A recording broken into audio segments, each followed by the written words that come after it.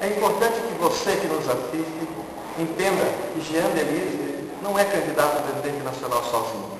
A JCI do Sul, os mais de 60 membros que dela participam, estão apoiando ele e engajados em fazer dele um grande presidente, com projetos consistentes, projetos nacionais de repercussão que dê força para a nossa entidade nacional, como ela vem necessitando.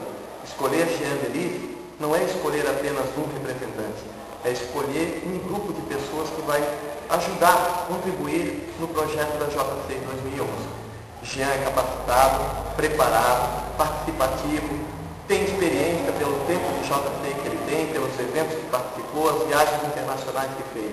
Ele tem apoio dos órgãos públicos municipais, estaduais, e estamos buscando em âmbito federal, temos certeza que iremos conseguir. Escolher Jean Delis é dar uma cara nova para a JCI Brasil. Venha com a gente nesse projeto, participe, Jean Delis 2011.